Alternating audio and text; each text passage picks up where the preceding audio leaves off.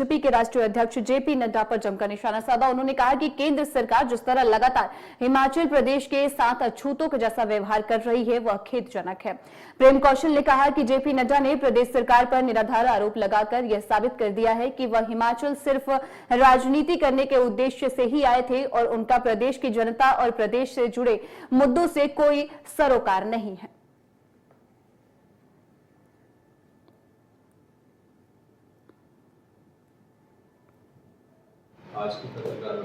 नड्डा मंत्री बनने के बाद पहली बार हिमाचल प्रदेश आए थे। हिमाचल उनका अपना राज्य है और उम्मीद थी कि हिमाचल आके वो कोई हिमाचल के मसलों की बात करेंगे। हिमाचल में बहुत सारी दिक्कतें हैं, बहुत सी परेशानियां हैं, तो उन परेशानियों को लेके, उन दिक्कतों को लेके केंद्र सरकार में बतौर मंत्री वो केंद्र की तरफ से हिमाचल प्रदेश के लिए क्या करेंगे। हिमाचल में जैसे आर्थिक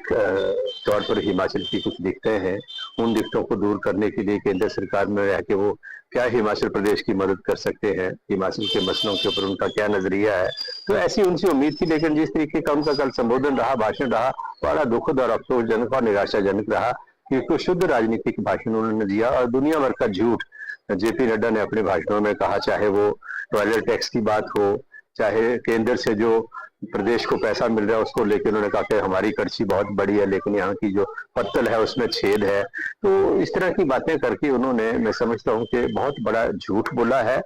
जब वो केंद्र से हिमाचल प्रदेश को किसी मदद की बात करते हैं तो अच्छा होता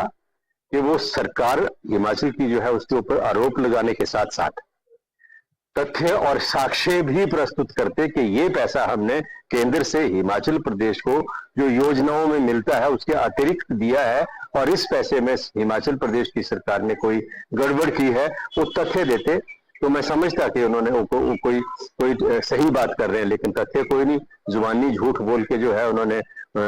हिमाचल प्रदेश के लोगों को गुमराह करने की कोशिश की है। और ये तमाम झूठ जो भारतीय जनता पार्टी ने पिछले दिनों में बोले हैं, ये हरियाणा